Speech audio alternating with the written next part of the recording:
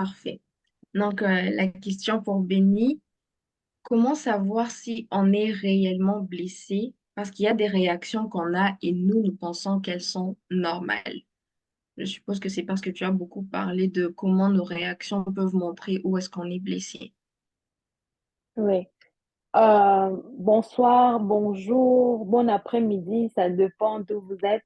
Vraiment, quel privilège, quel honneur.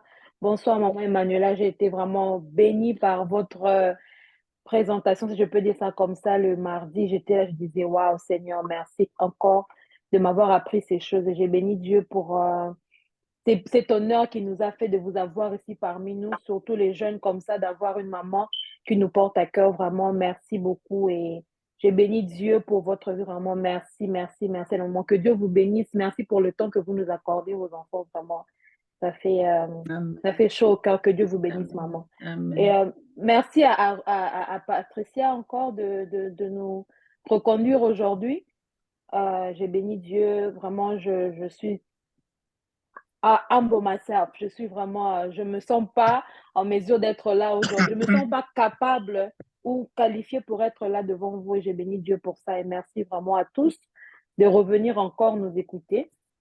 Alors, on a beaucoup parlé de la Bible, je sais pas, de la Bible et j'ai beaucoup aimé la question parce qu'elle dit c'est que nous pensons.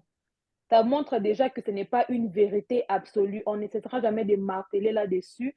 Nous sommes en train de nous regarder au travers de la parole de Dieu et non pas par rapport à ce que nous croyons être vrai.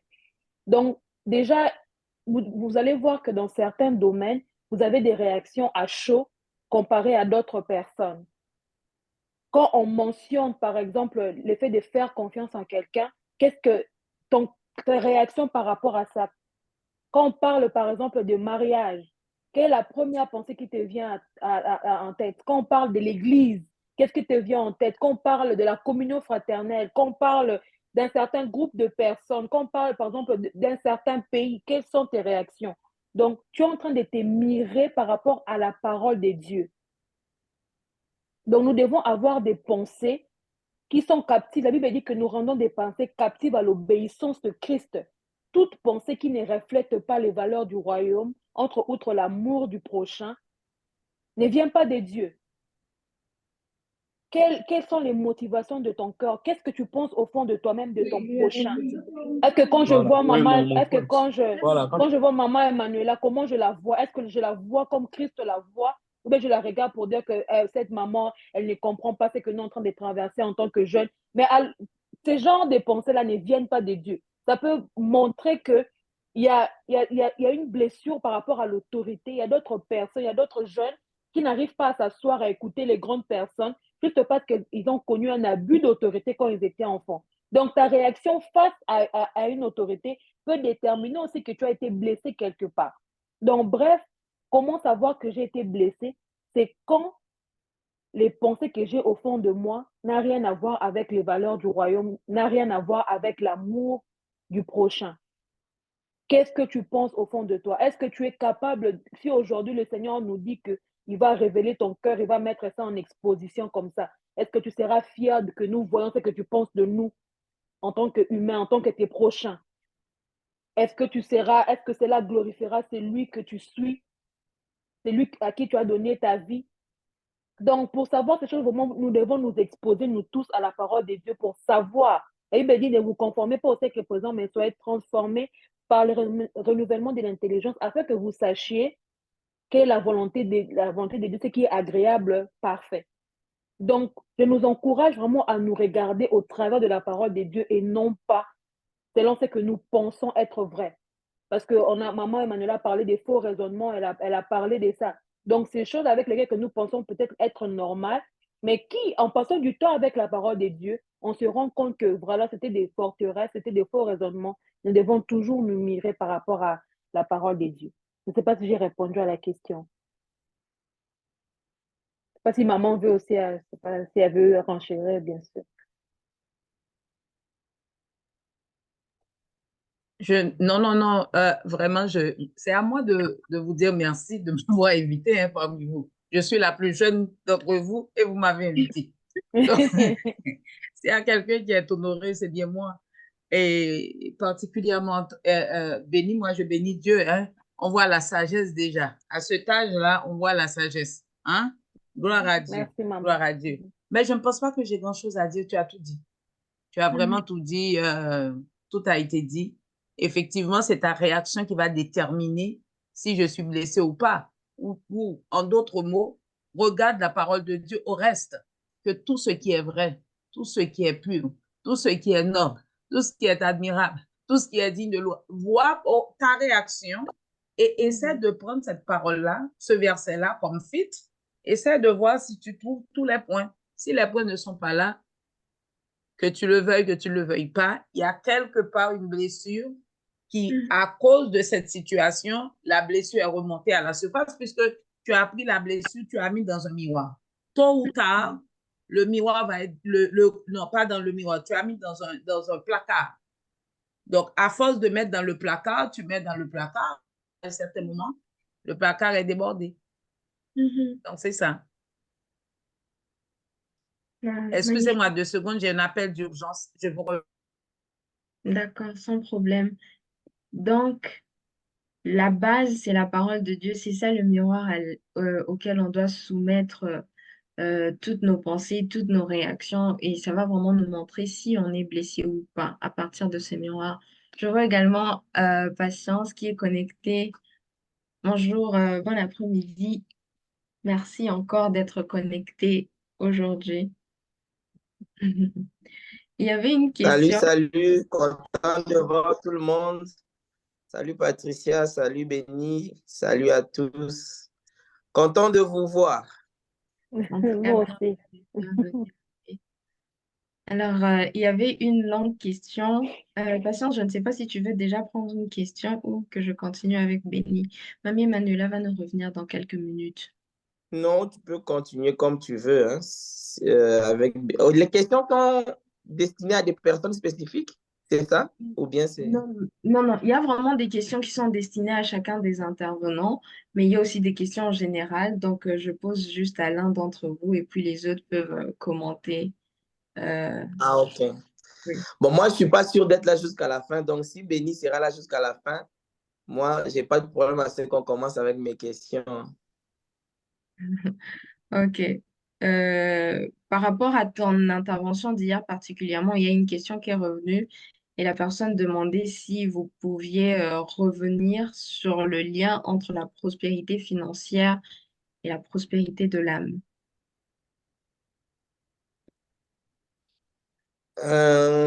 C'est tout ce que j'ai expliqué hier. C'est ça.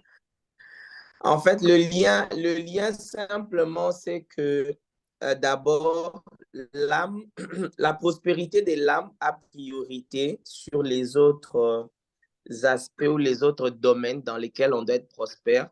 Donc, hier, j'avais expliqué qu'en réalité, la prospérité sur le plan social, sur le plan financier, sur le plan de l'entrepreneuriat, sur le plan relationnel, sur le plan familial, même sur le plan de la santé physique, va dépendre de la prospérité de l'âme. Pourquoi? Simplement parce que les actions que nous posons chaque jour, ce sont des actions qui sont impulsées au niveau de notre âme.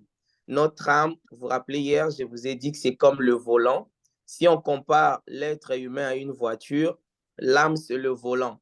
Donc, quand le volant tourne à gauche, la voiture va à gauche. Quand le volant tourne à droite, la voiture va à droite.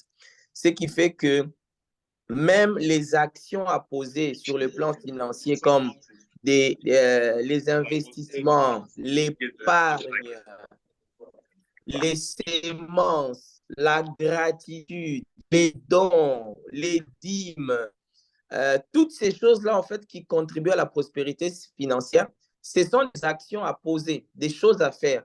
Or, toutes les actions que tu poses, c'est les résultats de tes pensées. Et les pensées siègent dans l'âme.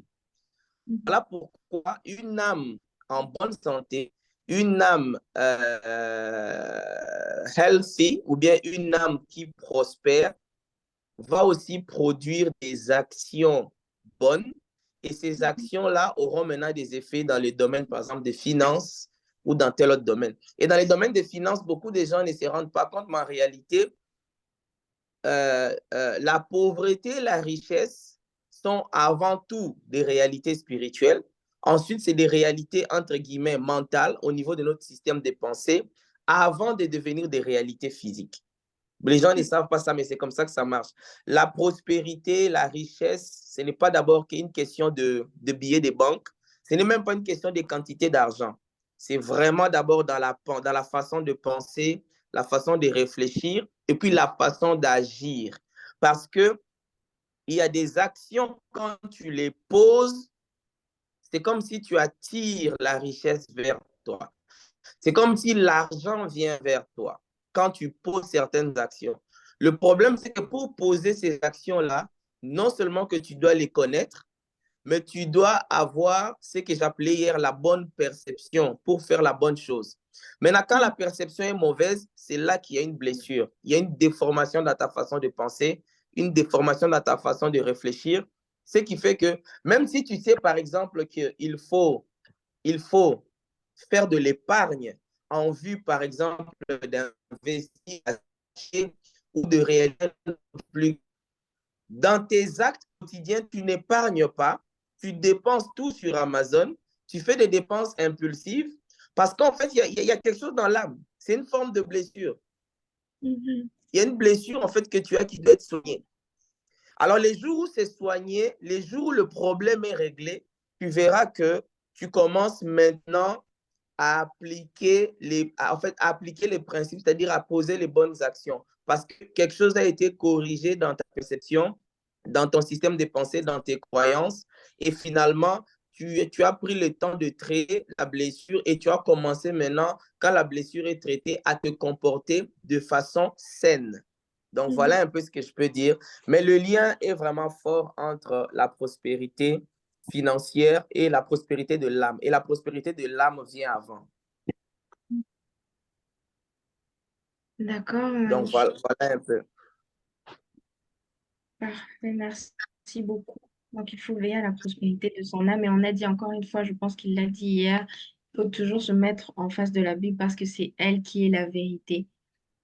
Ensuite, je vais revenir à Béni en attendant que Mamie Manuela revienne. Euh, alors, je vais lire, c'est une question assez longue. À cause des blessures que je n'ai pas guéries, je suis devenue très méfiante envers les gens et les soucis est que ça se répète. Je tombe sur le même type de personnes qui m'ont blessée. Chaque fois, je vois la même scène se reproduire quand j'essaie de faire confiance et de croire aux gens. Et puis la petite voix qui me taquine en disant, ils sont comme les autres ou bien c'est de ma faute, c'est moi qui ai cru que cette fois ce serait différent. Et quand je veux même en parler avec une autre personne, avec la personne, genre lui dire voici ce que tu fais, je n'apprécie pas, la personne n'a même pas mon temps.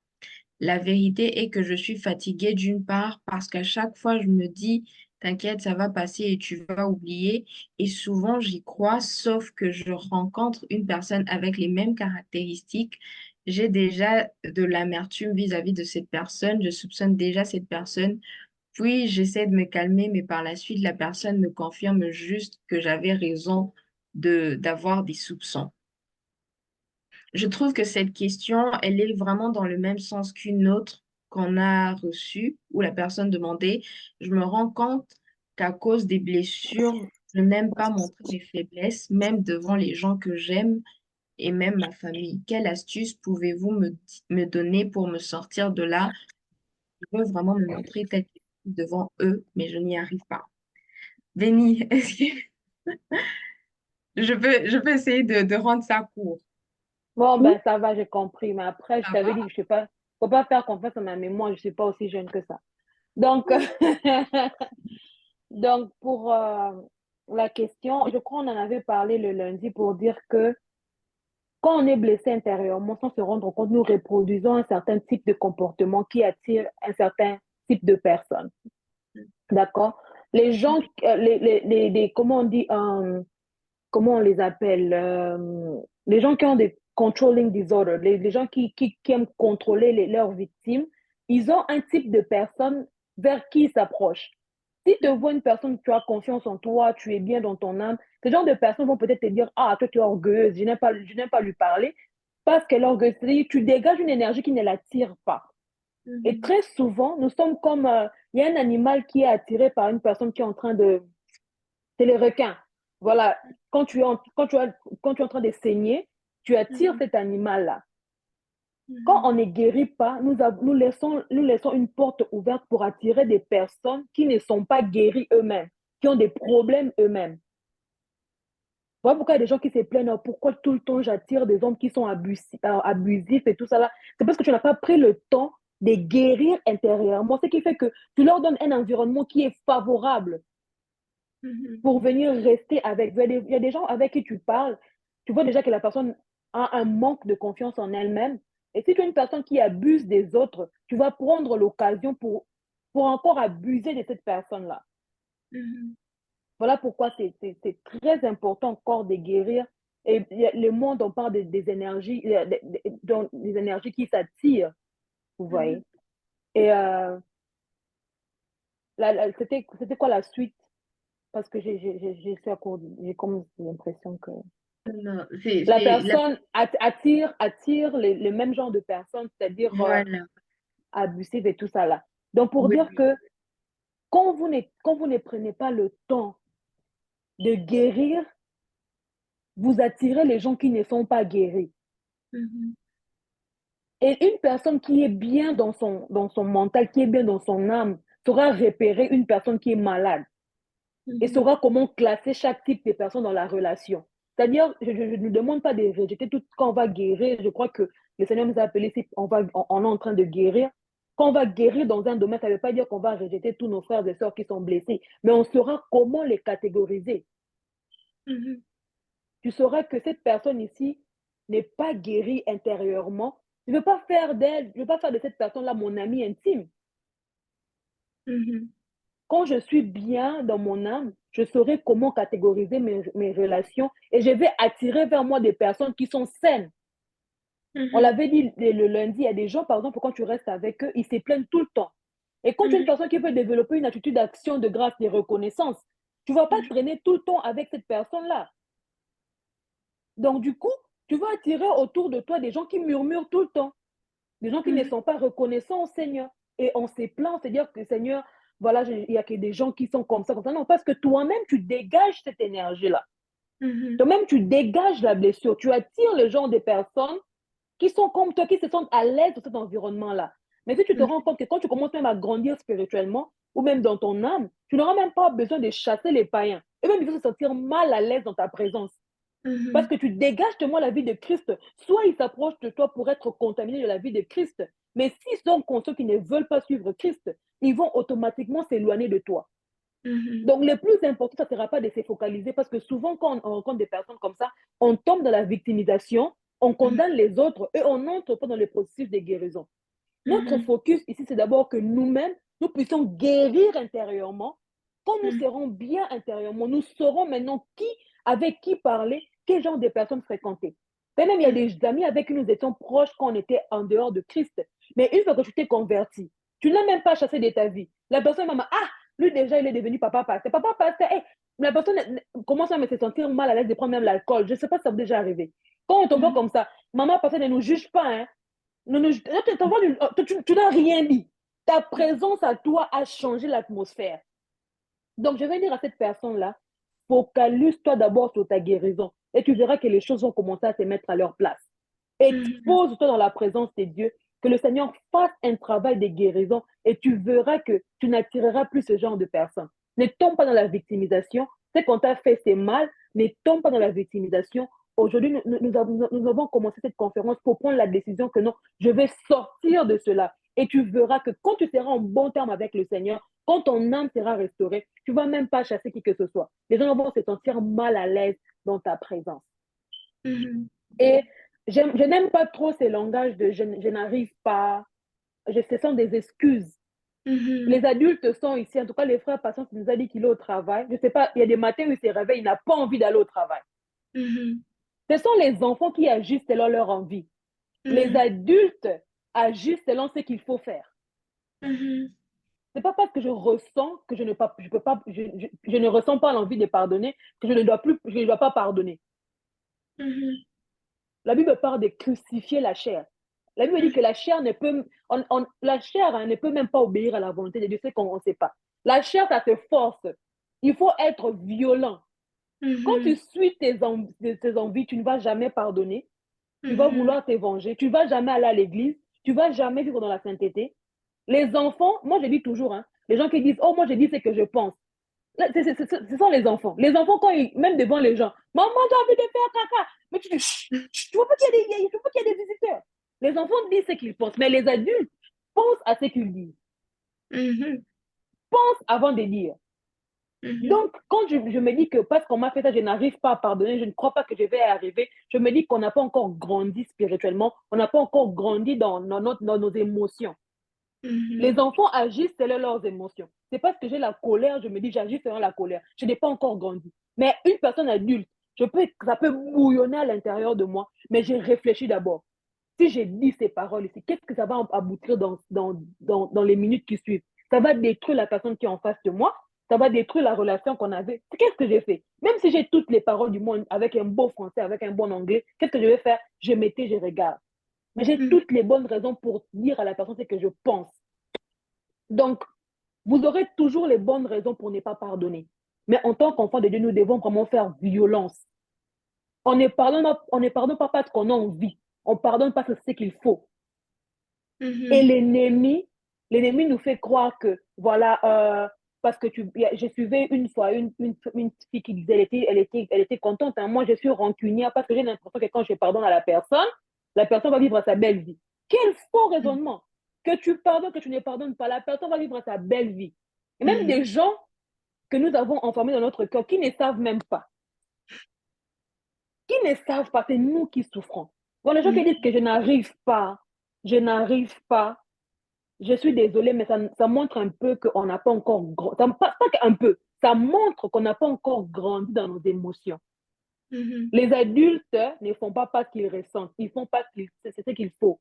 Donc, c'est pas tous Mhm. les matins que je me réveille, j'ai envie d'aller au travail. La preuve, les matins, comme mon alarme a sonné, mais je suis quand même allée au travail parce que je sais que je dois aller travailler. Donc, de la même façon, quand ton âme va te parler pour te dire on t'a fait ça, rappelle à ton âme. C'est comme je me suis forcée, je suis allée me laver pour aller au travail. Donc, il y a des gens qu'on pardonne une fois et c'est fini, mais il y a des gens qu'on doit repardonner, repardonner. Quand les souvenirs vont monter, tu rappelles à ton âme, non, Patricia a été déjà pardonnée. Tu Mhm. commences, tu exerces une force sur ton âme. Ne fais pas parce que tu ressens, fais parce que c'est ce qu'il faut. Mhm. Donc, pardonne. Mhm. En tout cas, pardonnons. C'est vrai que ce n'est pas facile, ça dépend de la gravité des blessures. Mais toute blessure est guérissable. J'aimerais que tu écrives ça dans le chat. Toute blessure, je ne sais pas si ça te dit, hein? Toute blessure, oui, oui. Toute blessure est guérissable. C'est-à-dire, tu peux guérir de toute blessure. Mhm. Par la grâce de Dieu, tu peux guérir. Et sortons, sortons dans ces prisons-là des excuses, je n'arrive pas, je ne saurais pas. Ça, ce sont des faux raisonnements. Vous Mhm. pouvez tout par Christ qui vous fortifie. Et aujourd'hui, le Seigneur, quand il a envoyé sa parole, il donne aussi la force aussi. Donc, parce que il a envoyé sa parole durant ces conférences, il vous donne la capacité aussi d'être épanoui dans votre âme et de guérir de toute blessure que vous avez connue dans vos vies. Donc, ne dites plus, je n'arrive pas, je ne le saurais pas, ce sont des faux raisonnements. Christ nous a donné le pouvoir à la croix et nous sommes libres. Ne restez plus emprisonnés dans le manque de pardon. Ne restez plus emprisonnés dans des rancunes. Ne restez plus emprisonnés dans l'amertume. Vous devenez des personnes amères parce qu'il y a l'amertume dans votre âme. Non. Soyez bon. La Bible dit que votre parole soit accompagnée comme de sel, comme de la douceur pour que ça bénisse toute personne qui vous écoute. Donc, que Mhm. vos paroles bénissent les gens. Guérissez, guérissons, guérissons. C'est possible, c'est possible. Tu vas y arriver. Ou je n'arrive pas à dire à une personne, commence d'abord par le dire au Seigneur.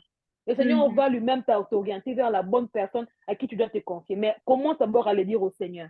Dis-le au Seigneur, il te donnera la capacité et la sagesse de savoir comment le dire, à qui le dire et quand le dire. Mais commence Mhm. aujourd'hui. ne soyons plus dans les excuses. En tout cas, c'est possible, c'est possible, c'est possible. Voilà ce Mhm. que j'ai à dire par rapport à cette question. Magnifique. Je ne sais pas si les autres personnes ont à ajouter. Un peu patience, mamie Manila.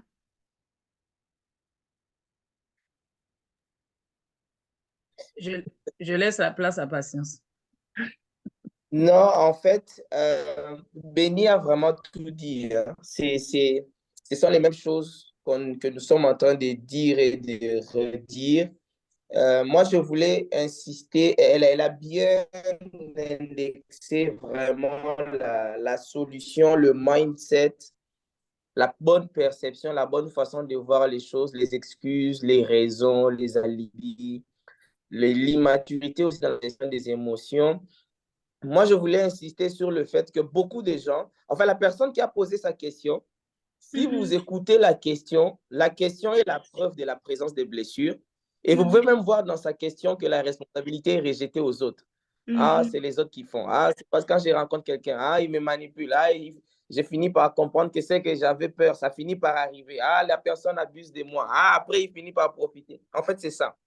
C'est un langage d'apitoiement que nous avons tous eu dans le passé, hein, avant d'être guéris. Il faut aussi savoir ici que nous tous, nous étions comme ça. On remettait toujours la faute sur les autres. On pensait que c'est le monde qui est mauvais. Des phrases comme le monde est mauvais, c'est juste une phrase qui prouve que tu ne prends pas la responsabilité de tes émotions, de tes Mhm. pensées et de tes actions. Maintenant, l'une des choses que l'ennemi utilise dans la ruse et la séduction, c'est que les gens n'arrivent pas à se rendre compte que c'est eux qui ont un problème ou c'est eux qui sont malades. Mhm. Et ça, c'est important. C'est important. C'est important. Et vous voyez, hier, je vous disais, nous parlons de prospérer.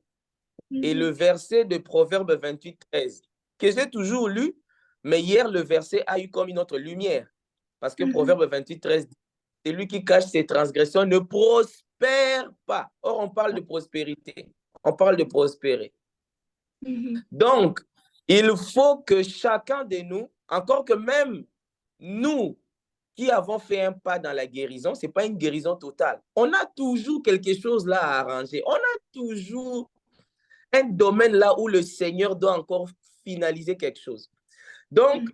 maintenant, pour entrer dans ce processus-là et avancer, il faut commencer par reconnaître que soi-même, on a des blessures. Mhm. Soi-même, on a des traumas. Soi-même, on a des façons de penser qui ne sont pas conformes à la parole. On a des perceptions qui ne sont pas conformes à la vérité. On a des raisonnements qui ne reflètent pas Christ. Mhm. C'est quand on reconnaît nos défauts, nos failles, nos fautes, que Mhm. la guérison peut maintenant commencer.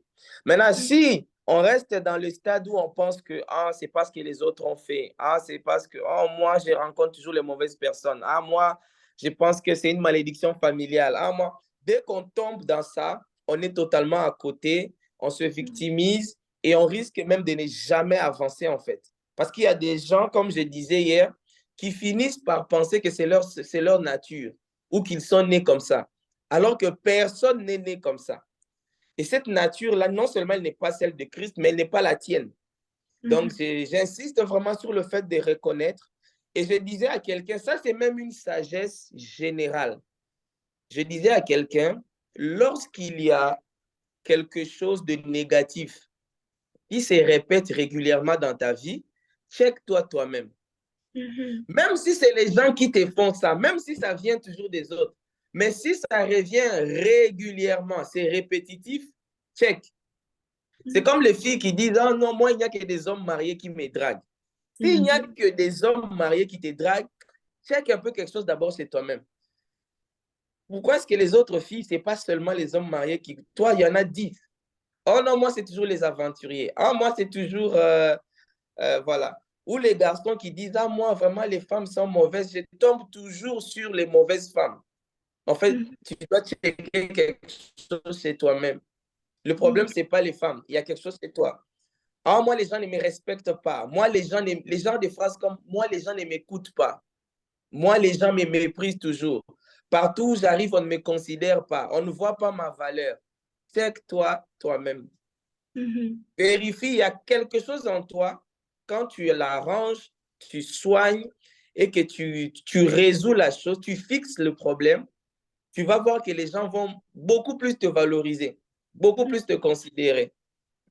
Donc, c'est vraiment important de savoir que ça commence within, à l'intérieur, ensuite ça se manifeste, ensuite tu peux influencer les autres. Ça ne commencera pas par les autres vers toi, ça sera avec Christ en toi, ta transformation intérieure, ta transformation extérieure, ensuite ton impact vers les autres.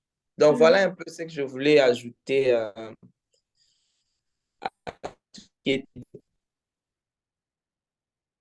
Magnifique. Merci beaucoup. En tout cas, je ne sais pas si on m'entend bien. Ma connexion est en train de bloquer. Sorry. Oui, très bien. OK. Donc là, on est en train d'enregistrer. J'ai vu qu'il y a des personnes qui ont demandé les versets que les intervenants ont utilisés. J'ai vu des personnes qui ont demandé de revenir sur la question des finances. Après cette question, on vient encore de la poser en disant qu'on ne peut pas mettre, genre la personne dit, je n'ai pas beaucoup compris la différence entre le plan de finances et le plan professionnel et entrepreneuriat. On ne peut pas les mettre dans le même lot. Je vous recommande vraiment de peut-être suivre, bon, à moins que après tu veuilles encore revenir. Non, ils doivent suivre. C'est important de résumer la vidéo d'hier. Oui, oui. En tout cas, hier, il est vraiment, vraiment, vraiment allé en détail. Non, en fait, je peux donner en un mot. En fait, il faut savoir que il y a des règles du royaume par rapport à l'argent, par rapport aux finances. Euh, D'ailleurs, je suivais le bishop Oyede pour qu'il démontrait d'abord que l'argent est d'abord spirituel et n'est pas d'abord matériel. Donc, c'est vrai qu'on peut lier dans une certaine mesure argent. Là, on parle de prospérité financière, qui n'est un petit aspect dans la prospérité. On peut lier les finances à l'entrepreneuriat, à la carrière professionnelle, mais ce n'est pas que ça, parce que dans le royaume de Dieu, il y a des principes qui font que quelqu'un peut avoir plusieurs autres sources de revenus, quelqu'un peut être béni, quelqu'un peut être financièrement prospère, et que cette prospérité ne vient pas seulement de son travail, sa carrière professionnelle, pas seulement de ses entreprises, mais ça peut venir, par exemple, de ses sémences. Vous voyez pourquoi il faut distinguer le travail, la carrière professionnelle, les business que vous avez, les entreprises que vous créez et les finances. Une sémence faite sur une bonne terre peut vous rapporter beaucoup financièrement. Vous voyez, et ça ne sera pas votre travail ou votre entreprise, mais c'est une sémence. Quelqu'un qui est fidèle dans ses dîmes et ses offrandes peut déjà sécuriser ses finances, surtout dans les dîmes. Vous voyez? Voilà pourquoi il faut bien comprendre les nuances, c'est-à-dire on peut les lier, oui, mais dans le royaume, Dieu n'est pas limité. En fait, dans la façon de Dieu de te rendre prospère financièrement, Dieu a plusieurs méthodes, plusieurs clés. Il n'y a pas une seule source de revenus, il n'y a pas un seul moyen, en fait. Donc, c'est comme ça qu'on peut comprendre la différence entre la prospérité financière et les autres. Et autre chose aussi, prospérer, par exemple, dans son travail, si c'est un travail qui nous passionne, ça ne veut pas forcément dire gagner de l'argent. C'est aussi ça. Quelqu'un peut avoir un travail dans lequel il est épanoui, c'est sa passion, il se sent bien, il progresse, il est même content de faire ce travail-là, mais ça ne veut pas dire que ce travail-là lui rapporte des millions et que peut-être même que les millions viendront d'une autre source de revenus. Donc, c'est vraiment ça qu'il faut savoir. Donc, c'est lié, mais il y a des petites nuances. Merci beaucoup. Il y a une personne qui a demandé si toutes les réactions sont les fruits des blessures. Et je pense que Benny a aussi répondu à ça en disant qu'il faut vraiment se comparer à la parole de Dieu parce que c'est elle le miroir. Donc, c'est pas non plus que tu vas tout remettre en question, mais il faut vraiment voir par rapport à cette parole-là où est-ce que j'en suis actuellement. Et ça va vraiment aider à déterminer si c'est une blessure ou pas. Elle a aussi parlé du fait de faire attention à comment est-ce que quelque chose peut attirer plus ou alors venir plus nous chercher par rapport aux autres personnes dans notre environnement. Ça peut être aussi un petit indicateur qu'il faut plus creuser. En tout cas, les enregistrements seront là. Donc, pour des questions comme celle-là, n'hésitez pas. On va poster les enregistrements et vous pourrez suivre. Donc, je pense que Mamie Emanuela est là. Mamie, est-ce que je peux te poser une question? Enfin, deux, je viens de réunir trois questions parce que je trouve qu'elles se ressemblent. Bon, Mamie n'est pas encore là. Je vais te reprendre, Béni. Merci beaucoup. Donc, on dit souvent que guérir ne signifie pas oublier. J'ai été blessée en amour et dernièrement, j'ai parlé à une des personnes qui m'a blessée et sans faire exprès, elle a dit c'était juste des aventures en parlant de notre relation. Et ça m'a fait quelque chose. Personnellement, je ne lui en veux plus. Est-ce que le fait que ça m'ait fait quelque chose, c'est que je ne suis pas totalement guérie? Il y a une deuxième personne qui demande aussi, j'ai eu une relation amoureuse où j'ai été blessée, entre parenthèses, comme si j'ai été jetée après avoir été utilisée par la personne et ce sans explication. Je pense que je suis guérie maintenant, mais à chaque fois que je vois cette personne avec sa nouvelle compagne, je me compare à elle, je me demande pourquoi je n'ai pas été bien traitée. Est-ce que ça veut dire que je ne suis pas guérie? Et si oui, que dois-je faire à partir de maintenant? J'ai peur de garder ces sentiments en moi et ne pas pouvoir être épanouie dans ma future relation. Je trouve que ça va ensemble. On pourrait même la com. Bon, en tout cas, allons-y. Mais maman est là, je sais pas ce qu'elle a dit, elle va pas traîner. On la prend et puis moi je Oh, suis là. oui, mamie. Oui. Oui, Je mamie, c'est vais ça. commencer. Béni, D'accord. tu me suivras. Moi, là, je vais aller droit au but. Hein. Je Oui. vais, du haut de mes 62 ans, là, on ne va pas tergiverser. Je vais aller droit au but. Si tu te trouves dans telle situation, tu n'as pas été guéri. Mhm.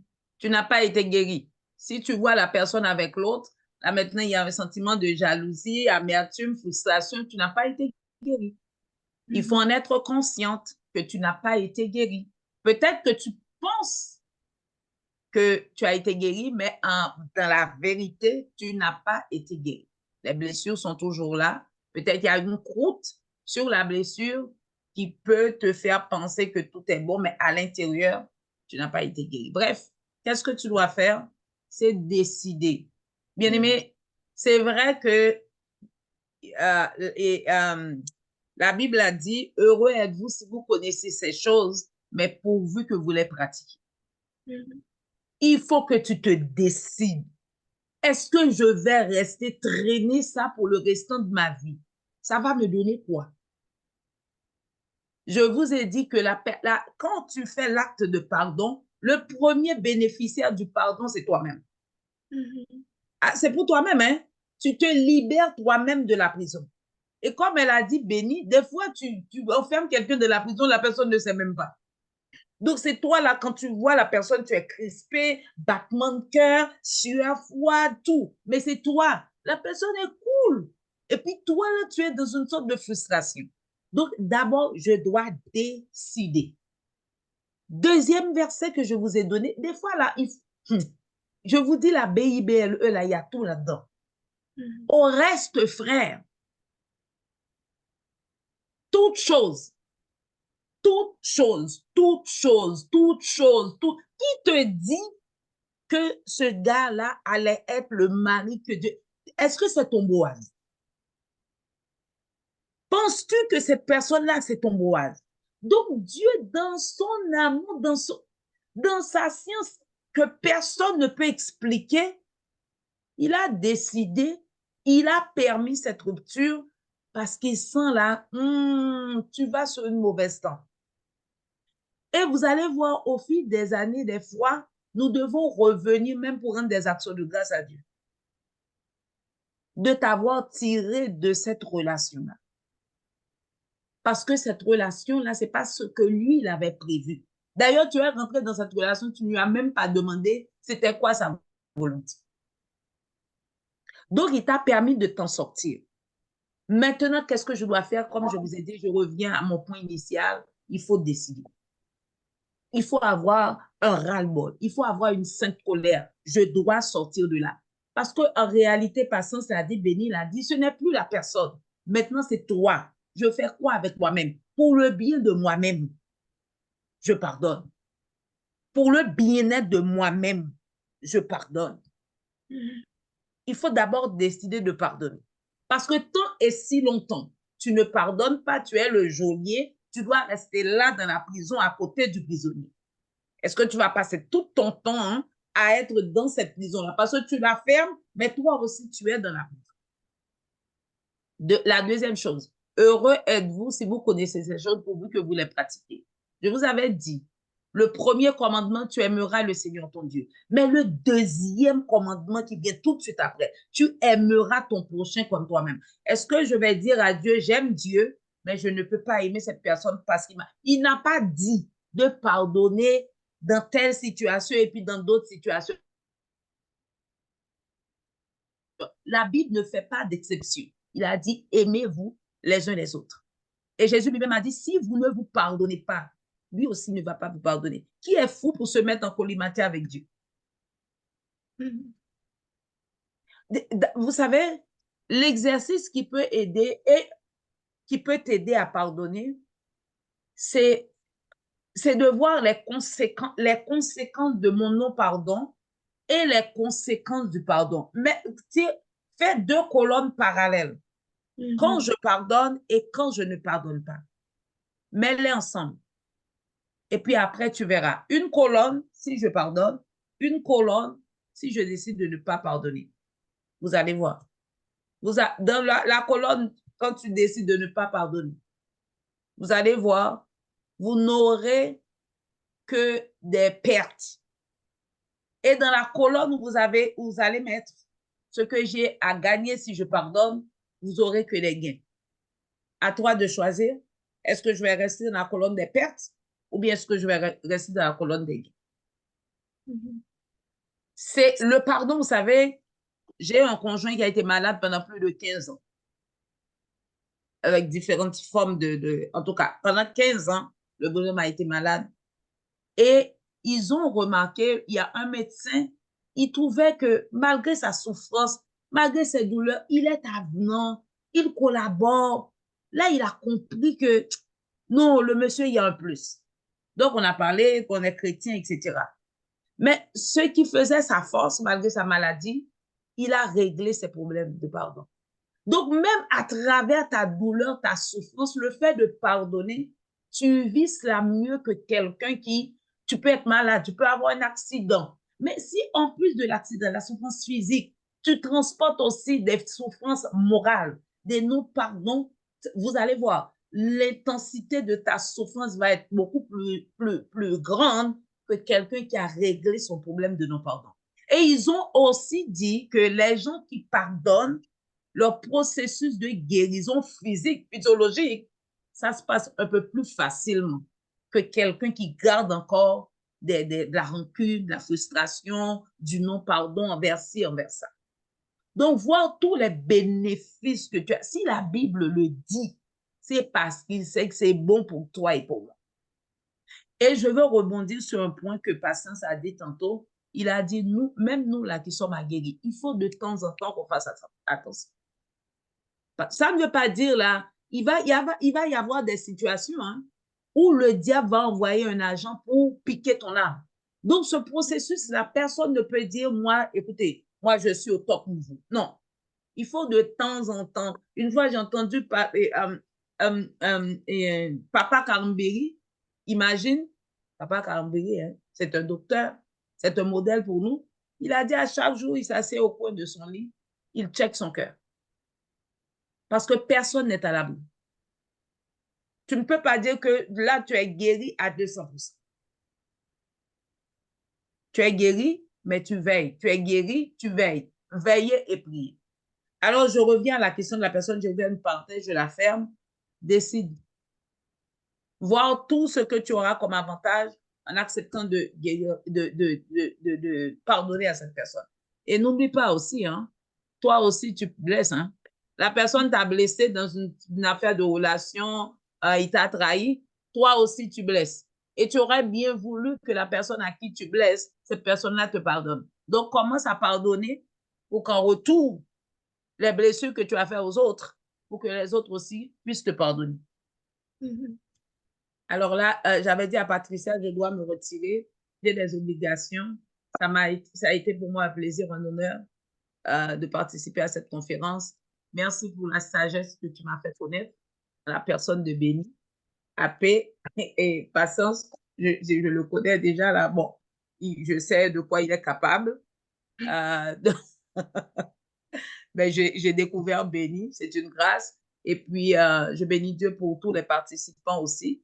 Moi, je pense que c'est ces genres d'initiatives à faire et à refaire pour permettre à plusieurs de bénéficier de ces choses dont nous avons besoin d'entendre, mais surtout que nous avons besoin de pratiquer aussi. Mhm. Alors, je vous laisse et on se dit à la prochaine. Bye tout le monde. Merci beaucoup, Merci. Bye, mamie. Merci bye. beaucoup. Bye, Pat. Bye bye. En tout cas, merci à mamie Emanuela, merci à Béni, merci à Patience. Gloire à Dieu. En tout cas, Béni, je ne sais pas si tu as à ajouter ou même Mm, à... oui, oui. Oui, oui. Par rapport à cette personne-là, bon, je sentais que je devais faire. Maman était. J'aimerais, j'aimerais quand même aussi parler en tant que dans la psychologie, il y a différents types de personnalités pour savoir qu'il y a des gens qui ont cette facilité-là. On m'entend? Mhm. D'accord. Il y a ces gens qui ont la facilité de passer à autre chose. Ça dépend. Il y a des gens qui ont la personnalité mélancolique, des gens qui sont beaucoup plus penseurs, nostalgiques, ce qui fait que le processus sera différent. D'où il m'est vraiment difficile de dire que tu n'as pas pardonné. Donc, il faut d'abord que tu checkes, premièrement, check que tu as pardonné, que tu as décidé de pardonner. Et après, les sentiments viendront après. Parce que la première étape, c'est d'abord prendre la décision et les sentiments vont t'accompagner. Jésus dit dans Luc 9, 23, si quelqu'un veut venir avec moi, il ne doit plus penser à lui-même. Chaque jour, il doit porter sa croix et me suivre. Il y a des gens à qui Dieu a fait la grâce. Quand il te dit je te pardonne, ils passent à autre chose.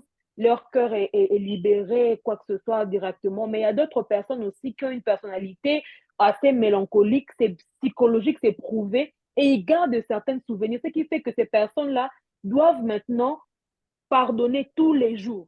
Donc, chaque jour, tu te réveilles, comme tu avais déjà pris la décision que les sentiments n'ont pas encore suivi, tu dois éduquer ton âme jusqu'à ce que les sentiments suivent.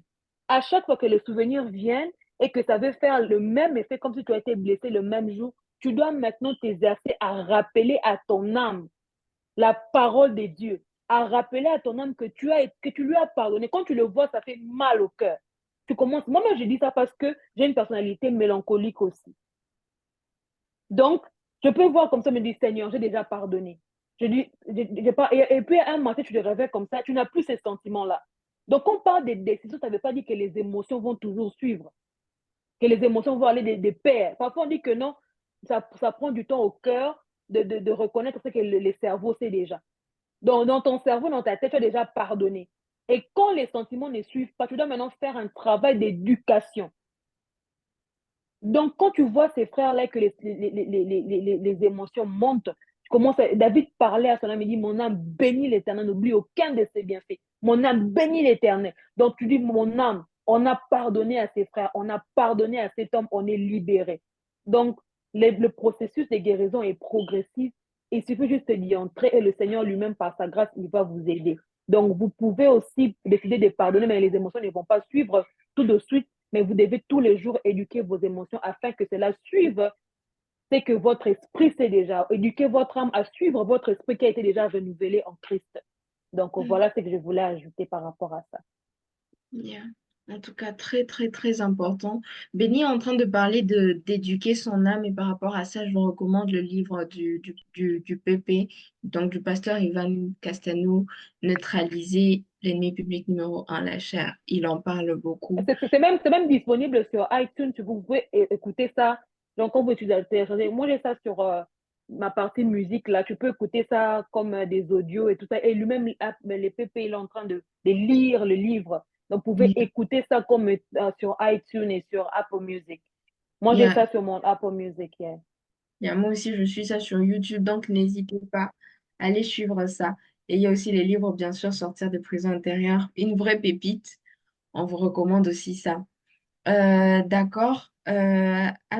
On va passer à une autre question. Mais bon, je pense qu'elle complète vraiment ce qu'on vient de dire parce que la personne demande comment faire pour lutter une deuxième fois contre la même blessure que tu as évacuée et qu'un jour une personne te rappelle la même situation que tu as vécue auparavant.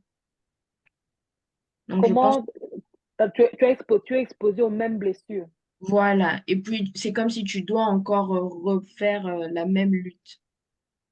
Là, la responsabilité te revient. Il y a les Anglais qui disent fool me once, it's your fault. Fool me twice, it's mine.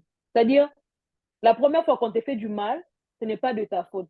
Mais la deuxième fois, c'est la même chose, t'es fait du mal une deuxième fois, c'est qu'il y a quelque chose qui n'a pas marché la première fois. Mhm. Nous sommes censés être des chrétiens responsables, nous sommes censés être des humains responsables. C'est-à-dire, quand tu es déjà passé par quelque chose, tu dois pas être pressé de passer à autre chose. Quand Mhm. quelque chose te blesse, tu dois d'abord rester là-dessus, chercher à guérir pour pas que le même comportement te blesse dans le futur. Donc, Je pour vois. moi, l'apôtre Dallo, il a présenté quelqu'un, il s'est dit, à l'école de Dieu, une leçon non apprise est reprise pour maîtrise. Donc, si tu n'as pas encore compris la leçon, tu vas avoir la même situation. Et au lieu que tu prennes la personne là comme étant quelqu'un que tu vas tirer, prends-toi comme une personne qui doit apprendre de tes erreurs. Parce que ce n'est pas possible que le même comportement te blesse une seconde fois. Je l'avais dit Mhm. dans mon partage, c'est que quand tu as des gens autour de toi, tu dois observer les personnes qui sont autour de toi. Pour te dire que je sais que cette personne-là tout le temps, elle parle des problèmes des autres. Je ne vais pas me permettre de lui raconter ma vie. Parce que je sais que je m'expose à ce qu'un jour, je puisse entendre cela chez quelqu'un d'autre. Mhm. Donc, la responsabilité nous revient à nous. Nous n'avons pas la capacité de veiller sur les autres, mais nous avons la responsabilité d'avoir la maîtrise de soi. Le Saint-Esprit ne nous donne pas la capacité de contrôler les autres, mais nous donne la capacité de nous maîtriser nous-mêmes. Donc, Mhm. si le même comportement te blesse deux fois, ça veut dire qu'il y a un problème en toi que tu dois régler. Comment tu es passé par la même chose une deuxième fois? On ne va pas cesser de le dire, nous devons sortir de la victimisation. Si encore ça vient encore de la même personne, c'est encore pire. Parce que la première fois, tu devais t'apprendre ta leçon et tu devais prendre les précautions pour ne plus retomber dans la même chose. Voilà pourquoi des conférences comme ça, c'est important. Tu pourras détecter les genres de comportements qui t'exposent aux blessures et tu vas prendre des précautions nécessaires pour ne pas t'exposer au même environnement encore. Donc, Mhm. une personne comme ça doit dire merci Seigneur pour l'opportunité que tu me donnes de pouvoir apprendre encore de ces choses. Et Seigneur, qu'est-ce que tu veux m'enseigner au travers de là? Tu apprends ta leçon, tu prends tes précautions et tu avances. Et aussi, il y a des gens, par exemple, qui sont blessés par leurs parents. Il y a des gens qui seront toujours dans notre environnement. Pour un temps, peut-être tu restes chez tes parents, tu n'as pas où aller, ils sont là. Tu prépares déjà ton cœur. Mhm. Tu prépares déjà ton cœur. Tu as prié pour ça. Et il y a des paroles qui nous blessaient autrefois, mais parce que tu as été guéri, que le Seigneur a restauré ton cœur. Même si on te dit ça, tu regardes même. Qu'est-ce qu'elle raconte? Donc, la guérison, c'est très important. Et si la même leçon revient deux fois, ça veut dire que la leçon n'a pas été apprise et le Seigneur te remet dedans pour que tu puisses maîtriser. Et peut-être ça peut te servir dans ta destinée. Faisons aussi attention. Hein. La Bible dit que Mhm. les pas du juste sont conduits par le Seigneur. Quand tu as reçu le Seigneur, il faut faire attention à ces petits détails-là parce que la leçon que tu es en train d'apprendre maintenant peut te servir dans le futur. Donc, Mhm. ça te revient maintenant à toi de savoir Mhm. ce que tu vas en faire par la Mhm. grâce de Dieu. Donc, voilà. Yeah. Dieu n'est pas un gaspilleur d'opportunités, comme on dit. Donc, chaque chose qui arrive, il faut vraiment voir ça comme une occasion d'apprendre à nouveau. Il ne nous reste que 30 minutes. Aujourd'hui, on ne va pas déborder. Donc, on va faire OK. rapidement. Je La pensais personne, on avait fini. Non. Ok. Oui, bah oui, almost done. Je pense, la personne a demandé à quelle fréquence il faut checker son âme et je pense que Mamie Emmanuela a répondu à cette Tous question les en jours. disant, c'est ça, assez souvent parce que personne n'est à l'abri. Si des personnes comme Papa Karambiri checkent leurs âmes, alors nous autres, voilà. Donc il faut vraiment checker son âme tous les jours, on y a répondu. Une autre demande, à quel moment on sait qu'on est réellement guéri? J'avais dit l'autre fois, pardonner, ce n'est pas devenir amnésique. Parce que souvent, quand on dit on oublie, c'est comme on a l'impression qu'on ne doit plus avoir aucun souvenir. Par exemple, il y a des gens, on leur a blessé en 1905. Je me souviens, à l'époque, ça m'avait fait oh, maman, tu pleures encore pour 1905. Mais quand tu es guéri, tu peux parler du même événement sans pour autant avoir les mêmes réactions. On sait qu'on est guéri quand les événements douloureux n'ont plus d'effet de douleur dans nos cœurs. Mhm. C'est-à-dire, tu peux penser à un gourmet que tu as eu, tu en rigoles, mais des fois, on raconte nos gourmets, franchement, il était dépressif, et tu en parles en rigolant, mais à l'époque, c'était pénible. Donc, tu sauras que tu es guéri par rapport à l'état de ton cœur quand les souvenirs refont surface. Par exemple, il y a une sœur qui a dit que voilà, quand elle voit les frères, ça fait mal. Ça veut dire que les effets du passé ont encore un effet sur l'état de ton cœur. Mais tu sauras que tu es guéri quand tu seras capable de voir tes frères et ne ressentir aucune haine, aucune douleur. C'est-à-dire, vous voyez, vous saluez. C'est pas forcément que vous devenez des best friends, mais forcément, tu es capable de t'asseoir. Vous passez à une fête des Congolais, par exemple, vous mettez là, vous êtes sur la même table, tout ça là, et puis tu n'es pas là en train de gonfler ou bien en train d'avoir des paroles bizarres et tout ça. Tu es vraiment tranquille et tu ne forces même pas. C'est vrai que les Américains disent fake it until you make it. Bah, quand on est guéri, on n'est pas en train de fake. Tu es vraiment bien. C'est-à-dire la présence de la personne ne te dérange pas. Quand les souvenirs montent dans ton cœur, quand il y a quelque chose qui te rappelle un événement douloureux, tu n'as plus les mêmes réactions que tu avais avant. Il y a vraiment un avant et un après. C'est beaucoup plus par rapport à l'état de ton cœur quand les souvenirs viennent ou quand la personne qui t'a fait du mal est devant toi. Il y a des gens qui parlent, par exemple, j'aime beaucoup la femme Emmanuela Kem sur Instagram. Moi, je la suivais quand elle était mariée. Elle était célibataire, elle s'est mariée. Je l'ai suivie quand elle a perdu son mari. Je la suis maintenant. Je peux vraiment vous détailler vraiment. Je vois vraiment comment elle était avant elle était mariée. Quand elle était mariée, comment elle était. Quand elle a perdu son mari, comment elle était. Et maintenant, là, après, elle mettait des messages sur Instagram. Elle pleurait son mari sur Instagram, carrément. Mais aujourd'hui, quand vous partez sur son Instagram, il n'y a plus ça. Est-ce que son mari est ressuscité? Non. Il est toujours il est auprès du Seigneur. Il n'est jamais revenu à la vie, mais elle, l'état de son cœur, la façon de voir son épreuve, même avant quand elle faisait des lives par rapport à son épreuve, elle avait des larmes, elle parlait de son mari, elle était déchirée. Mais là, elle a puisé une force et aujourd'hui, quand elle parle de son mari, il n'y a même pas une goutte de larmes qui sort sur son live. Hein. Mais avant, elle n'arrivait même pas à prononcer le nom de son mari. Pour dire que tu sauras que tu es guéri quand ton cœur ne fait plus mal à chaque fois qu'il y a des souvenirs des moments douloureux que tu as connus.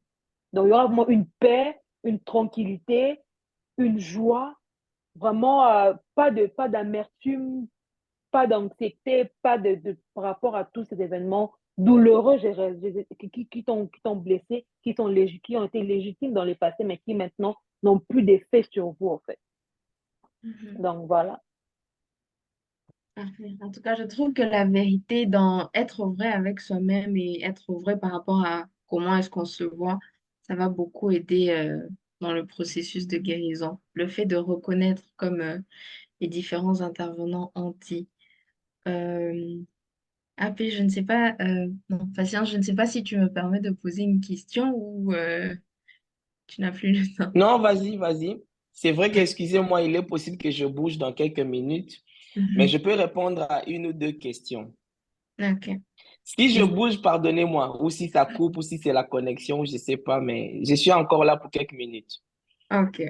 Une personne demande que faire pour ne plus avoir honte de son passé et de ses erreurs pour que cette honte ne sabote plus ses relations. Excellente question. Que faire Mhm. pour ne plus avoir honte? La honte, la culpabilité, c'est quelque chose qui ronge beaucoup de gens. Mhm. Alors moi, je peux proposer à cette personne plusieurs choses. Premièrement, c'est d'être en Christ.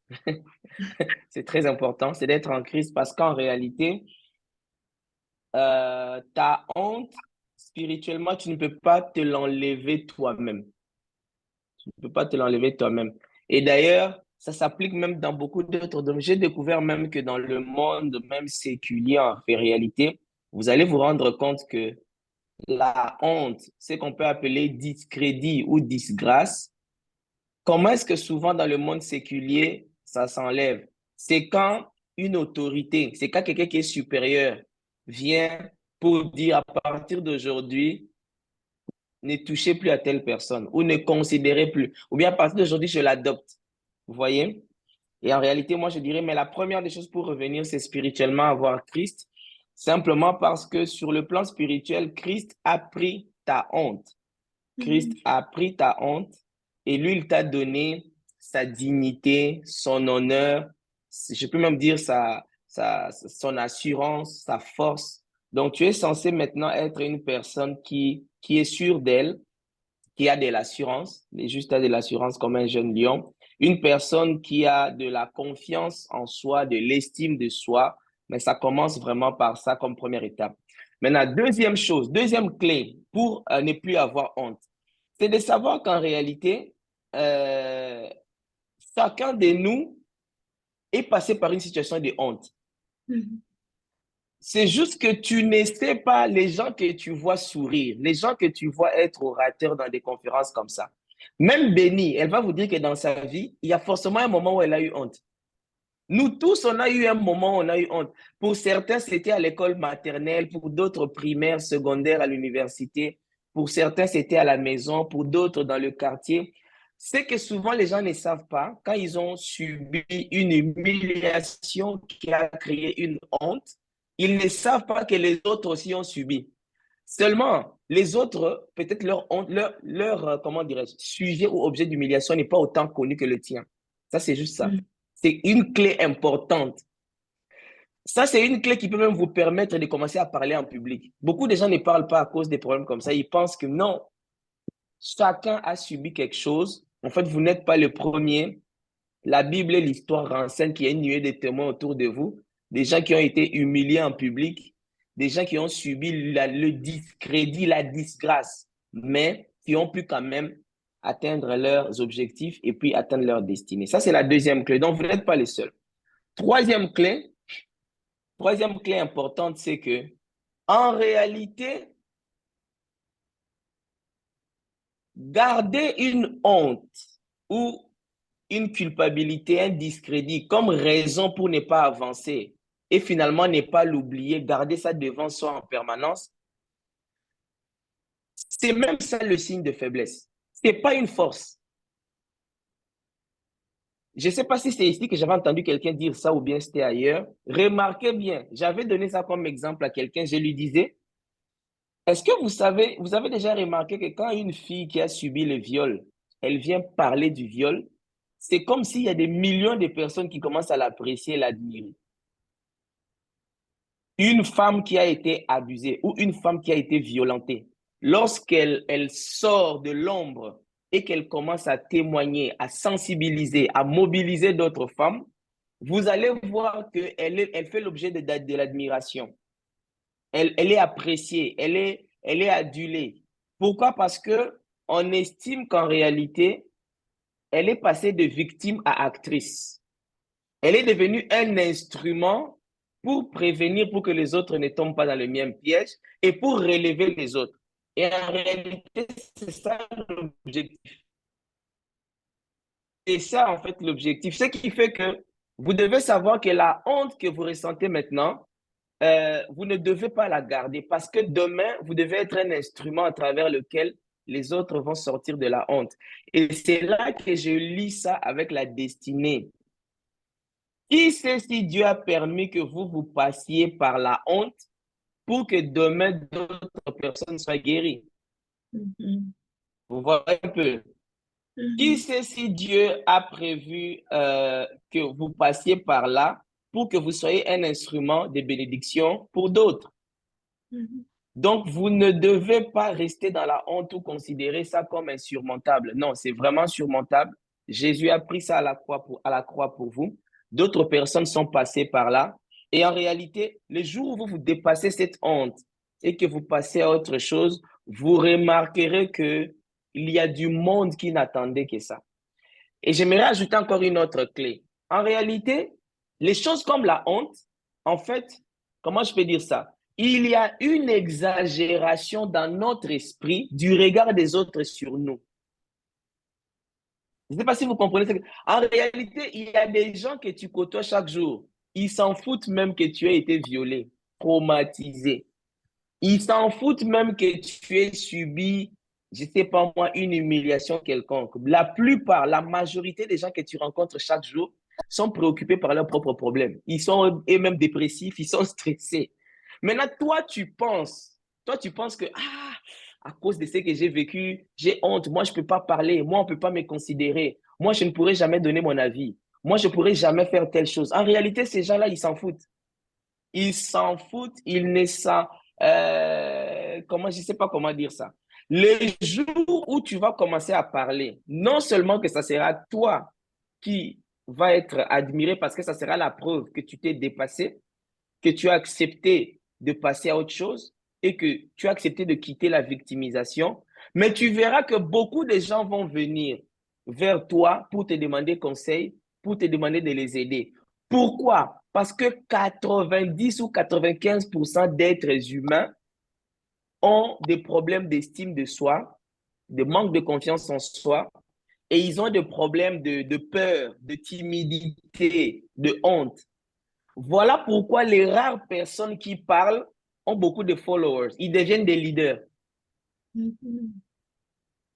Donc, savoir tout ça, ça va changer ton mindset. Tu vas dire, oh, moi qui avais peur de parler, moi qui avais honte, en réalité, je suis un instrument de guérison. Ah, moi qui avais honte, en réalité, je peux changer les choses. Moi qui avais honte, en réalité, personne même ne s'intéresse à ma honte ou à ma situation. Je n'ai que à faire ce que Dieu me dit de faire pour finalement devenir un instrument.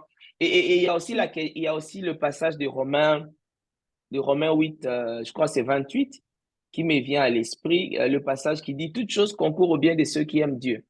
Donc, si tu commences à aimer Dieu, tu vas te rendre compte qu'il y a des choses que Dieu a prévues pour ton bien. Je vous assure. Moi, il y a quelque chose, je vais peut-être finir avec ça pour cette question. Dans mon esprit, j'ai toujours cru et je crois toujours que Joseph avait des prières secrètes. Joseph, le fils de Jacob, le 11e enfant. Vous connaissez les 12 fils de Jacob. Le 11e, c'est Joseph. Le dernier, c'est Benjamin. Joseph a été trahi par ses frères. Joseph a été humilié. Joseph a été humilié, vendu comme un vulgaire esclave. Mais moi, je crois que quand il est devenu Premier ministre, il bénissait Dieu en secret pour avoir été vendu. Joseph, moi, je crois que Joseph bénissait le nom du Seigneur pour avoir été esclave, prisonnier dans la maison de Potiphar. Joseph bénissait même Dieu pour avoir été, j'allais dire, disgracié par la femme de Potiphar. Parce qu'il s'est rendu finalement compte que tout ça n'était qu'un parcours pour qu'il arrive là où il est, pour qu'il soit ce qu'il est devenu. Et la preuve, c'est quand il rencontre ses frères et que ses frères veulent lui demander pardon, il leur dit non, ne vous inquiétez pas, vous avez médité de me faire du mal, mais Dieu l'a transformé en bien.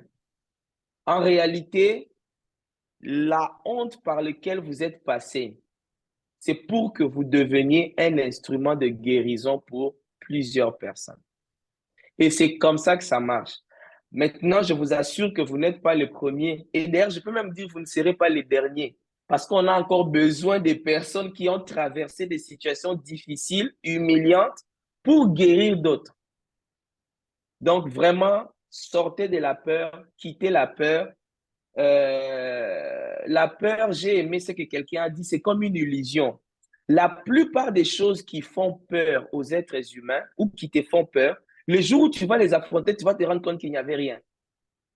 La peur, ça fonctionne vraiment comme l'ombre d'un homme dans le noir.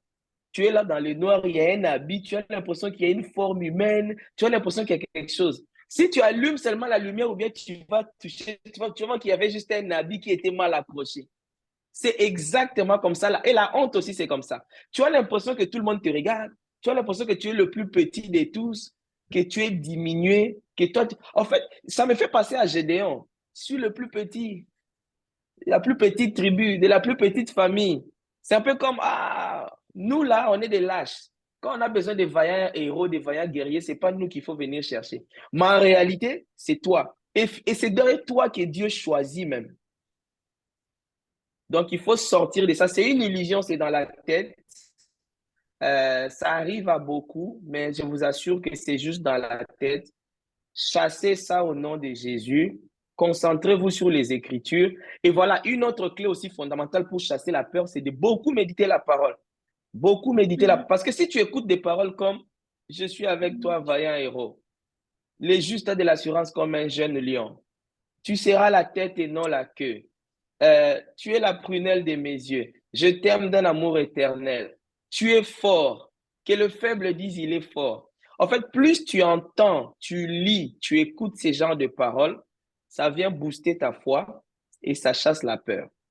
Donc, c'est important vraiment, et la honte, c'est important vraiment de savoir que beaucoup sont passés par la honte, mais aujourd'hui, il y a même des gens qui bénissent Dieu pour les situations honteuses par lesquelles ils sont passés, parce que Dieu s'en sert comme des tremplins pour t'amener plus loin. Et puis, regarde à Jésus-Christ, notre Seigneur. Est-ce que vous savez que c'était quelle humiliation d'être pendu au bois comme un voleur tout nu en plein midi? Alors, qui pouvait imaginer qu'en réalité, c'était par cette humiliation que l'élévation viendrait?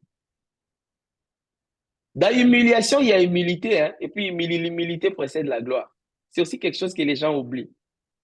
Tu as été humilié, sache que tu es au bon endroit pour la gloire. En fait, tu es à un pas de la gloire. Il suffit juste que tu développes maintenant la vraie humilité. Amen. Donc, voilà un peu. J'aimerais profiter pour vous dire au revoir parce que là, je dois passer à autre chose. Mais vraiment, c'était une joie et un bonheur de partager avec vous. J'espère que ça ne sera pas la dernière fois. Peut-être qu'il y aura un deuxième épisode de la conférence. Vraiment, que Dieu vous bénisse. Amen. Merci beaucoup, AP. AP, il fait du coaching. Normalement, ce que vous êtes en train d'entendre en ce moment, ça coûte 150. Il faut aller voir. Non, non, sérieusement, Bon, hein, on peut payer des moi, je centaines. vous dis au revoir pendant que Patricia parle. En fait, normalement payé, je me rappelle, j'ai été à un coaching où j'ai payé plus de 120 $ pour qu'on me dise qu'il faut s'attacher à Dieu. Je vous assure, c'était vraiment ça. Donc, quand vous avez accès à des programmes comme ça, gratuitement, n'hésitez pas, il faut vraiment revoir, prendre des notes, faire en sorte que vous puissiez vraiment vous bombarder de tout ça parce que peut-être que vous allez sortir de ça et comme Benny a dit, il y a des situations où vous allez devoir repardonner. Donc peut-être qu'après ici, il va se passer encore des choses qui vont choquer votre âme. Mais qu'est-ce que vous allez décider de faire? Il faut prendre ce que vous êtes en train d'apprendre et aller mettre tout ça en pratique. C'est comme ça que vous allez au fait faire fructifier le temps que vous êtes en train de passer ici. Donc, il ne nous reste que 10 minutes. Béni, je veux combiner juste les deux dernières questions. Il y en a qui ont... parce que moi, je n'en ai pas reçu d'autres de mon côté. Donc, il ne reste que ces deux-là.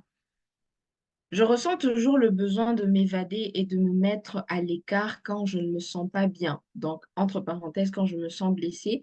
Et ça consiste à bloquer les personnes qui ne me blessent pas parce que je ne les aime pas, mais juste pour ne plus y penser. Avez-vous un moyen pour surmonter cela?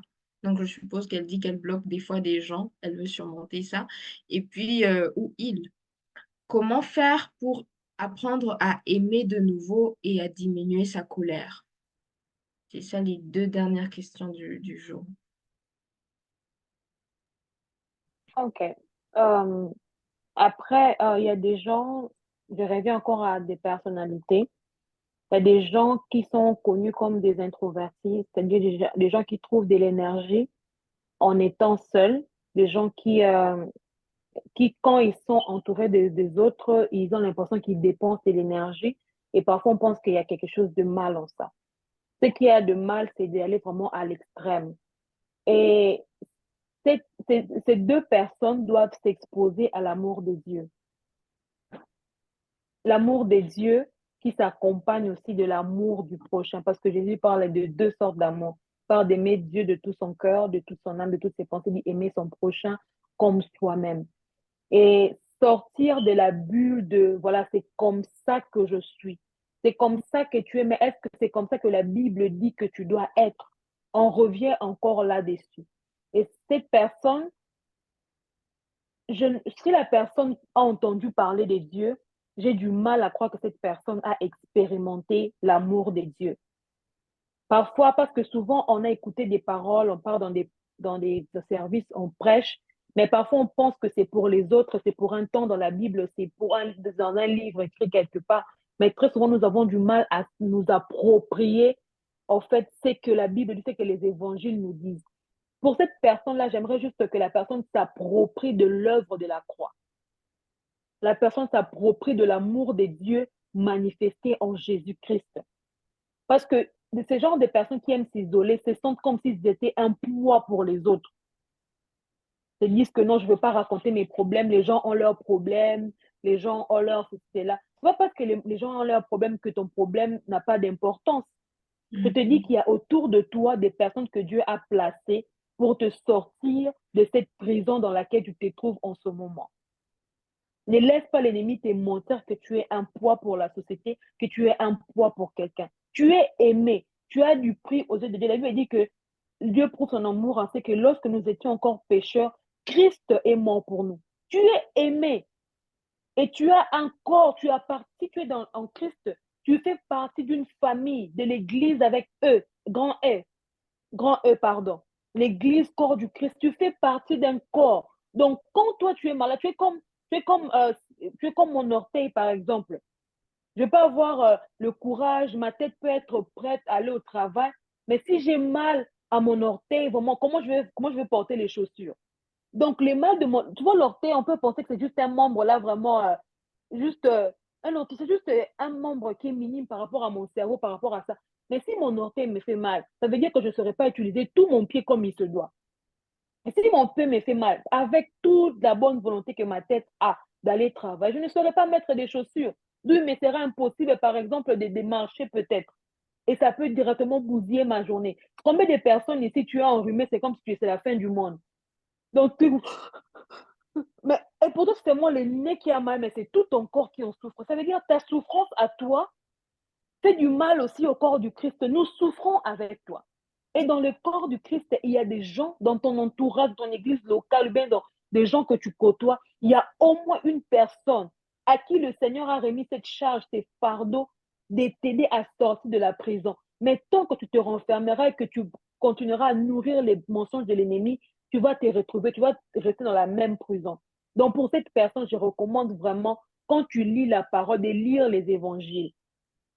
Quand tu lis les évangiles, les épîtres, et beaucoup plus, on avait dit le lundi, il faut avoir des targets. Quand tu sais que tu as un problème par rapport à tel domaine, toutes les vidéos que tu vas suivre, tu pars sur Google, les versets qui parlent de l'amour de Dieu. Moi, si vous regardez, vous allez voir qu'il y a des post-it ici sur mon mur. Ce sont des versets qui s'approprient, par exemple, à la saison dans laquelle je suis. Et peut-être quand je vais passer à une autre saison, je vais enlever, je vais mettre d'autres. Donc, il faut vraiment être intentionnel. Tu cherches des versets qui parlent de l'amour de Dieu, tu t'appropries de l'amour de Dieu. Et tu cherches des versets qui parlent de l'appartenance à un corps. L'apôtre Paul en parle beaucoup. Jésus en parle beaucoup. Je lisais aujourd'hui, Dieu est grand. Je lisais aujourd'hui dans la Bible, dans la méditation dans Luc, quand Christ envoie ses disciples, il envoie 72 et la Bible dit qu'il les a envoyés deux. Christ a toujours eu cette pensée de relation. Il est ton sauveur personnel, mais il nous a vus toujours comme un corps, comme un ensemble. Tu n'es pas appelé à être une chrétienne ou un chrétien seul. Décide-toi, on va revenir encore, décide, on va marteler encore, décide. Vraiment, sois intentionnel. Approprie-toi de l'amour de Dieu. Tu appartiens à un corps, tu n'es pas censé te battre seul. Il y a des gens qui sont passés par ce par quoi tu penses maintenant, ce par quoi tu passes maintenant, pardon, et qui sont prêts, qui ont de bonnes intentions. En tout cas, tout le monde n'est pas mauvais. tout le monde n'est pas mauvais, tout le monde ne fait pas de commérage. Il y a des gens qui ont des bonnes intentions, qui sont dans le corps de Christ, que le Seigneur a équipé pour t'aider dans la saison dans laquelle tu es. Donc, à propos de l'amour de Dieu, et sache que tu appartiens à un corps, tu n'es jamais seul. Donc, c'est ça. En tout cas, les amis, je pense que on a été vraiment bénis. On a été incroyablement bénis. C'est vraiment au-delà de tout ce qu'on avait en tête. Hein, béni, je ne sais pas si toi, quand tu pensais à ça, tu t'imaginais à apprendre tout ça. Vraiment, Ouais. c'est vraiment incroyable. Comme j'ai dit, je vous encourage juste à aller resuivre. Il y a tellement, tellement de trucs qui ont été partagés ici. Allez resuivre. Béni, je ne sais pas si tu as un mot de la fin. Moi, j'aimerais bien te demander deux, trois trucs avant qu'on ne... Enfin, pour clôturer. Petit témoignage. Oui, Perle, est-ce que tu veux parler? Tu veux écrire? En attendant que Perle nous laisse savoir. Béni, est-ce que tu as un mot de la fin? Bon, juste nous encourager à sortir de la victimisation. Euh, c'est vrai, chacun d'entre nous a connu des blessures dans la vie, mais vous allez vous demander c'est quoi la différence entre une personne qui est restée dans ses blessures et une personne qui a décidé de faire de ces blessures-là un tremplin pour, pour accomplir la destinée que le Seigneur avait prévue dans sa vie. C'est que une personne, il y a deux décisions qui ont été faites. Et une autre personne, il y a une qui a décidé de sortir de la victimisation, il y a une autre qui a décidé de rester victime éternellement. Et je crois que le but de cette conférence, c'est vraiment nous aider, nous tous, à nous décider de ne pas être de ceux-là qui restent dans la prison du passé, dans le rejet, dans l'amertume, dans des déceptions, toutes sortes de choses que nous avons connues, qui ont frustré nos âmes, qui ont déchiré nos âmes. Mais ensemble, nous avons pris la décision et chacun individuellement a pris la décision vraiment de sortir de cette prison et d'utiliser en fait cet temps quand vous êtes passé pour bénir les nations. En tout cas, il y a des nations qui vous attendent. Il y a des domaines dans votre vie qui sommeillent encore juste parce que vous demeurez encore dans les blessures du passé. J'aimerais juste nous encourager vraiment à nous exposer à la parole de Dieu, à être intentionnel, à avoir des targets. C'est-à-dire, tu as vraiment comment on appelle target en français? Tu as vraiment, Des, tu as des vraiment un objectifs. point, des objectifs. Tu as vraiment, comment il y a, si tu sais que tu es blessé dans un domaine en particulier, donc traite ces domaines-là. Et le Seigneur, quand tu vas voir que quand tu vas finir ce domaine, le Seigneur, par sa grâce, va te révéler encore des choses sur toi-même. Et comme maman Emmanuel a dit, on travaille sur nous chaque jour. Quand tu décides de commencer le processus avec Dieu, aujourd'hui, il va travailler sur ta colère, demain, il va travailler sur ta jalousie, demain, il va travailler sur ton impatience, mais juste qu'il veut avoir un cœur. Dieu connaît nos cœurs, il connaît les dispositions de nos cœurs. Quand ton cœur est disposé à recevoir la guérison, petit à petit, une chose à la fois, le Seigneur va entamer ce processus avec toi. Il a dit, on va devenir de plus en plus comme Christ jusqu'à son retour. Donc, les buts essentiels de la vie chrétienne, c'est de devenir tous les jours un peu plus comme Christ. Donc, comme exercice chaque jour, tu te demandes dans quel domaine de ma vie je commence à ressembler de plus en plus à Christ. Il faut qu'il y ait toujours la Patricia de hier doit être différente de la Patricia d'aujourd'hui, pas dans les mauvais sens, mais de gloire en gloire. La Bible dit que nous tous, quand nous sommes exposés comme dans un miroir à la gloire de Dieu sans voile, nous sommes transformés en la même image. Donc, quand tu t'exposes dans la présence de Dieu, tu es censé être transformé à l'image de Christ. Les buts vraiment de cette conférence, quand on dit prospérer, la plus grande prospérité, c'est de ressembler à Christ. On peut tout gagner, on peut avoir tous les ministères au monde, mais si on ne ressemble pas à Christ, ça ne sert à rien. La Bible ne dit pas qu'on les reconnaîtra par leurs dons, mais elle dit qu'on le reconnaîtra par leurs fruits, que les fruits que nous produisons tous les jours témoignent que nous appartenons à Christ. Vraiment, que Dieu nous bénisse, vraiment, que l'amour de Dieu, notre Père, la communion du Saint-Esprit, la grâce de Dieu, l'amour de Christ, la communion du Saint-Esprit, c'est vraiment notre partage. Et vraiment, demeurons dans le Seigneur. Les buts les plus importants, c'est d'être en Christ. D'être en Christ. J'ai mal dit la prière là. L'apôtre Paul dit, que l'amour de Dieu notre Père, la grâce de Jésus-Christ et la communion du Saint-Esprit soit votre partage et demeure en vous. Donc, voilà, c'est ce que je peux dire de mon côté. Après, tu avais deux ou trois choses à me dire. Je voulais parler de l'appel de salut, mais je sens que je veux faire ça. OK. Si vous êtes là, vous avez entendu à plusieurs reprises, il y a beaucoup d'astuces qui ont été données, mais la base, on a parlé de la Bible, on a parlé de Jésus, on a parlé de s'appuyer sur la croix, donc sur ce que Jésus, il a fait à la croix. En fait, l'œuvre que Christ a faite, elle est parfaite. En lui, quand il était en train de faire cet acte-là, il était en train de penser à ta honte, il pensait aux blessures que tu allais vivre, il pensait aux fautes que tu allais faire. Au fait, quand il était en train de porter cette œuvre-là, il pensait à toi, tu étais dans son cœur.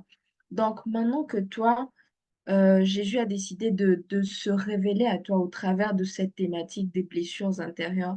Tu dois prendre cette décision parce que le tout n'est pas d'en entendre parler et puis d'oublier. Le tout, c'est que il faut qu'il y ait de l'effet dans ta vie et l'effet va se faire voir ou l'effet va se faire sentir si toi-même tu prends cette décision.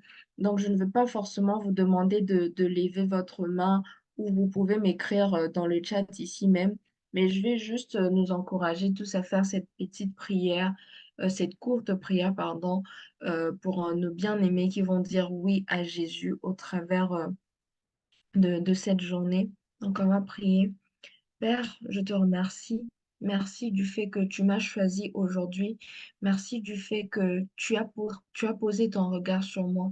Merci du fait que tu n'as pas voulu me laisser là où j'étais. Tu as décidé que je méritais mieux. Je ne mérite pas mieux à cause de moi-même. Je ne mérite pas mieux à cause de mes compétences, mais je mérite mieux parce que tu as donné ton Fils unique, Jésus, à la croix pour moi-même, pour mes péchés. Et aujourd'hui, j'ai envie de le reconnaître comme mon Seigneur. Je veux qu'à partir de maintenant, il soit le maître de ma vie, celui à qui je vais obéir, celui à qui je veux ressembler à partir de maintenant. Et Père, je te prie également de me sauver. Au travers, Seigneur, de cette prière, je te prie, Seigneur, que je sois encore une nouvelle créature, que je sois sauvée de ma nature pécheresse, cette nature-là qui me pousse à vouloir rester dans la amertume, cette nature qui me pousse à vouloir rester dans la colère, cette nature qui me pousse à ne pas vouloir changer, à rester dans des œuvres qui me font du mal à moi-même. Je prie et j'accepte maintenant, Jésus, que tu sois non seulement mon Seigneur, mais également mon Sauveur. Et à partir de maintenant, je veux faire ma marche avec toi. Je veux continuer ma vie avec toi. Je compte sur toi pour la suite et je sais qu'ensemble, on va y arriver.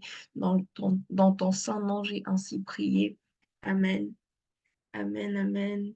Donc, si vous avez fait cette prière, contactez-moi, même en ce moment, sur Zoom. Et je crois vraiment que ça va vous faire du bien. Guérir pour prospérer, ce n'était que 4 jours, mais c'était vraiment 4 jours remplis. Comme on le dit, à partir de ce moment, vous allez vraiment guérir.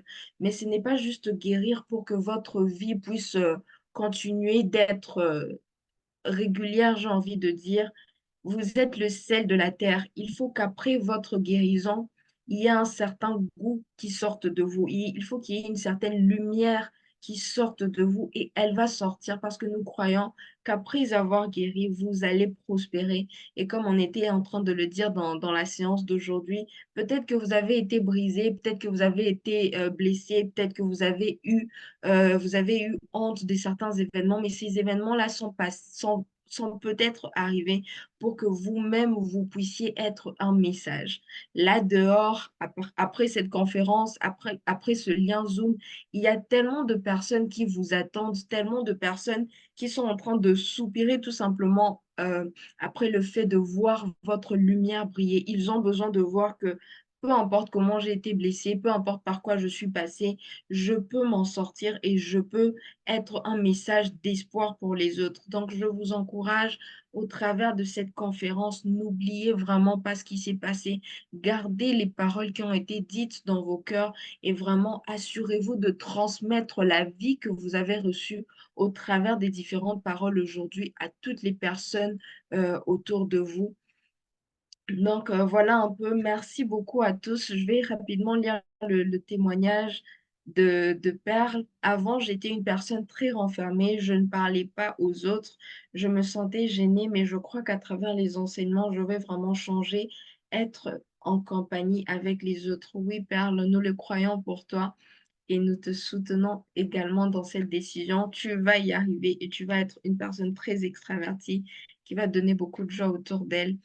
Merci vraiment, merci pour ces messages édifiants. Merci à tous pour vos messages, pour vos encouragements pendant les 4 jours. Il y a des gens qui ont été là du premier jour jusqu'au quatrième. Croyez-moi, ce n'est pas évident.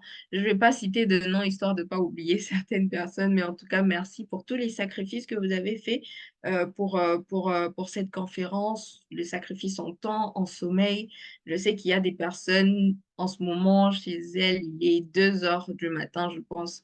Donc, tous ces sacrifices-là vont payer et je prie en tout cas que vous puissiez prospérer à tous égards comme prospère l'état de vos âmes. En tout cas, permettez-moi de dire que Dieu vous bénisse. Je vous aime énormément et merci beaucoup d'avoir soutenu cette œuvre. Donc, voilà un peu pour moi. On va rester en contact au travers de la chaîne WhatsApp. Si vous voulez des rendez-vous en particulier avec un des intervenants, il y a un lien qui est disponible et qu'on va poster dans la chaîne WhatsApp également. Donc, n'hésitez vraiment pas.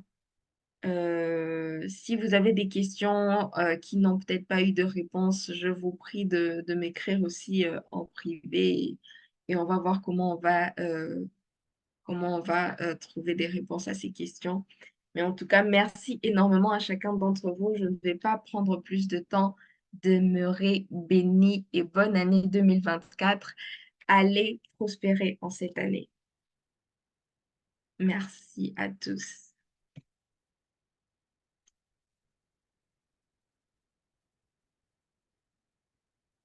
Bonne année. Merci beaucoup.